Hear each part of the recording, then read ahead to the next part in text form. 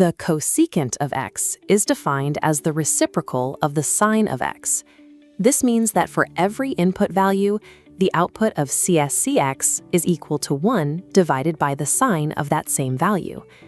Because of this reciprocal relationship, the standard sine wave provides a direct reference for constructing the more complex cosecant graph. Using this method, we can accurately plot equations with multiple variable parameters, including shifts in frequency, phase, and position. We will use the sine wave as a temporary scaffold, or ghost function, to locate the boundaries and peaks of the cosecant curves. On the unit circle, sine corresponds to the vertical y-coordinate. At 0 and pi radians, this height is exactly 0. Since cosecant is 1 divided by sine, dividing by 0 creates a mathematical conflict, resulting in an undefined value. To graph this, we first plot a standard sine wave along its midline. We use 5 key points to establish the cycle: the start, peak, midpoint, trough, and end. Every time this sine wave intersects the midline, the value is 0. On our cosecant graph, these points become vertical asymptotes, lines the function will approach but never actually touch.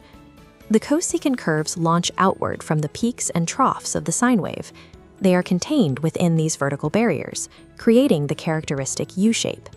The visible cosecant curves are entirely dependent on the underlying sine wave scaffold's position. Standard transformations are controlled by 4 discrete parameters: A, B, C, and D. Each of these variables alters the size or position of our scaffolding. Parameter A represents the vertical stretch.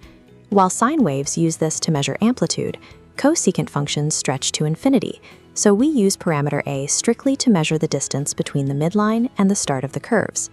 Parameter B determines the frequency.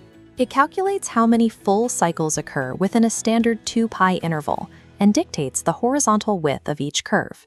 Parameters C and D represent the horizontal phase shift and the vertical midline shift, respectively.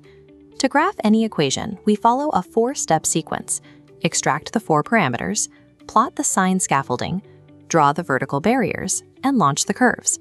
This checklist lets us process complex equations by breaking transformations down into individual, manageable steps.